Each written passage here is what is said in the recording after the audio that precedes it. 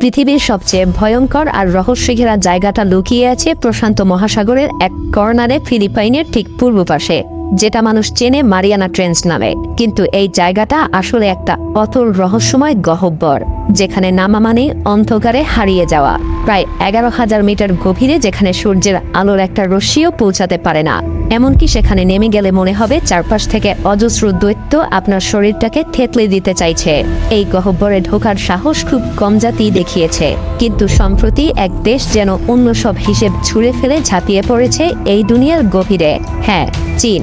তারা এখন আর কেবল গবেষণা করছে না, তারা সমুদ্রের এই গভীরে রোবট পাঠাচ্ছে, সমুদ্রের তলে স্থায়ী ঘাঁটি বানানোর ছক কষছে। এমনকি সমুদ্রের পেটে যেসব মূল্যবান খনিজ আর সম্পদ আছে, সেগুলো আগেভাগে নিজেদের করে নিতে মরিয়া হয়ে উঠেছে। অন্যদিকে যুক্তরাষ্ট্র সহ পশ্চিমা দেশগুলোর অনেকেই মহাসাগর গবেষণার আগ্রহ হারিয়ে ফেলেছে। তাহলে প্রশ্ন ওঠে, মারিয়ানা ট্রেঞ্চের গভীরে কি এমন আছে যার জন্য চীন এত মরিয়া হয়ে উঠেছে? কেন সমুদ্রের গভীরে গড়ে তুলছে রোবটের ঘাঁটি? চলুন আজ এগুলোই জানবো। সমুদ্রের উপরে ঝকঝকে আলো থাকলেও নিচে নামতে নামতে দ্রুতই পাল্টে যায় সেই চেনা পৃথিবীটা। প্রায় 200 মিটার পর্যন্ত পানির স্তরটা আলো এবং প্রাণে ভরা, কিন্তু এরপরেই শুরু হয় অন্ধকারের রাজত্ব। যত নিচে নামা হয় ততটাই আলো ফিকে হতে থাকে, আর পানির চাপ বাড়তে থাকে ভয়ঙ্করভাবে, যেন চারপাশ থেকে ধীরে ধীরে কোনো অদৃশ্য হাত আপনাকে চেপে ধরছে।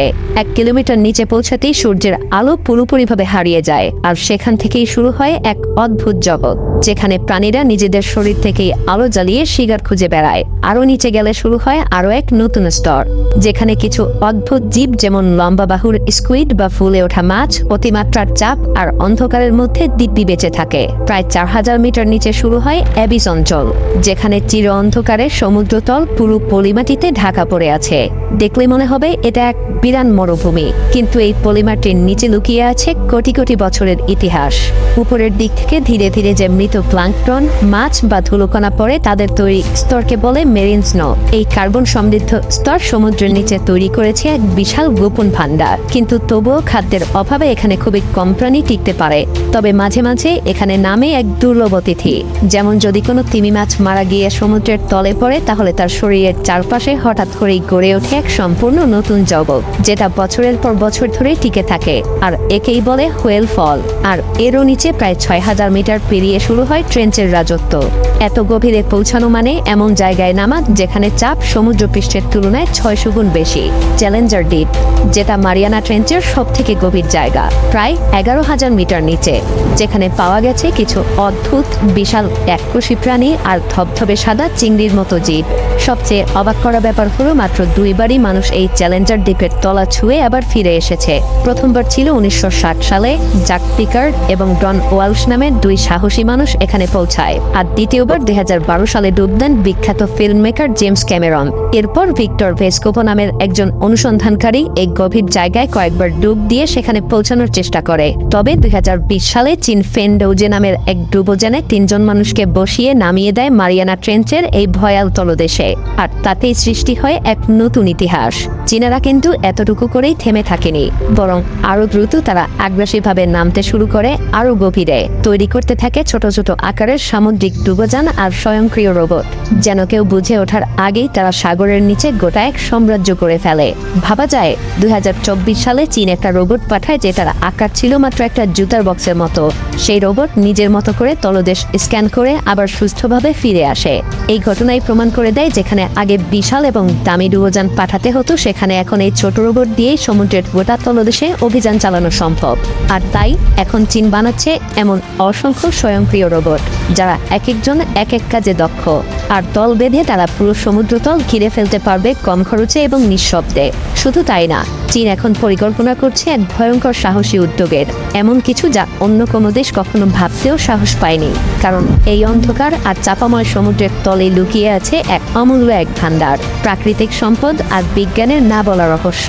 এখানকার কিছু জায়গা যেন তৈরি হয়েছে একেবারে আলাদা নিয়মে, যেখানে সূর্যের আলো ছাড়াই গড়ে উঠেছে এক রহস্যময় জগৎ। কিন্তু সব রহস্যের মধ্যে সব থেকে বিস্ময় জায়গায় মিথেন হাইড্রেট, বরফের মতো দেখায় অথচ আগুন ধরালেই জ্বলে ওঠে।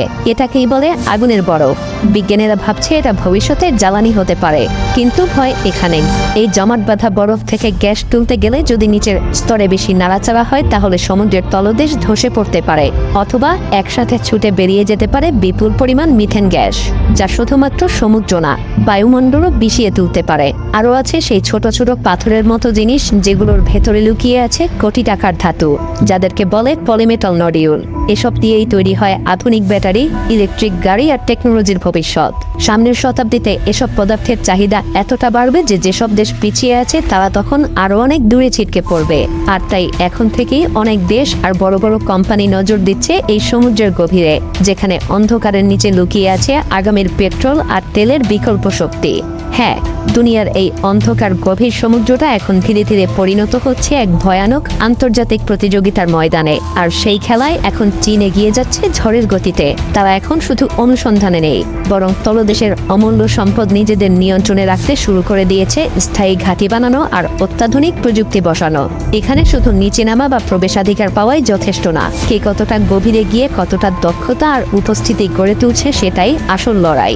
যে দেশ এখন বিজ্ঞান আর প্রযুক্তিতে বিনিয়োগ করছে, ভবিষ্যতে পুরো গভীর সাগরের ক্ষমতা থাকবে তাদের হাতেই। আর এদিক দিয়ে যুক্তরাষ্ট্র সহ অনেক দেশই পেছনে পড়ে যাচ্ছে, তাদের বাজেট কমছে, আগ্রহ কমছে, আর সেই সুযোগে চীন অনেক দূর এগিয়ে গেছে।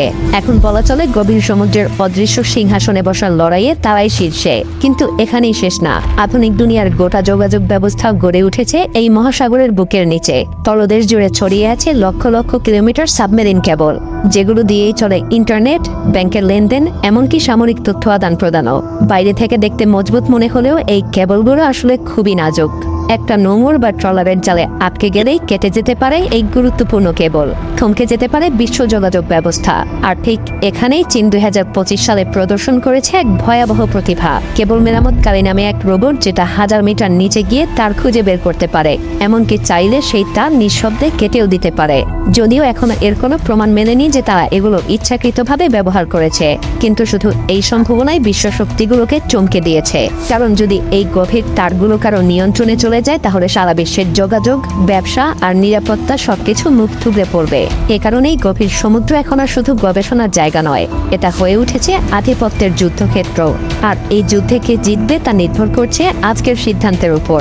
কারণ যেই গভীরতা মানুষ এতদিন ভয় পেত, সেই গভীরতাই এখন ভবিষ্যতের চাবিকাঠি হয়ে দাঁড়াচ্ছে। তবে যদি এই তলদেশে লুকিয়ে থাকার ক্ষমতা, তথ্য, নিয়ন্ত্রণ আর সম্পদ কেউ একা হাতের মুঠোয় নিয়ে নেয়, তাহলে তার মূল্য শুধু একটা দেশ না, গুনবে পুরো মানব সভ্যতা। আপনি, আমি, এই গ্রহের প্রতিটা মানুষ সেই ভুলের দায় থেকে কেউ রেহাই পাবে না।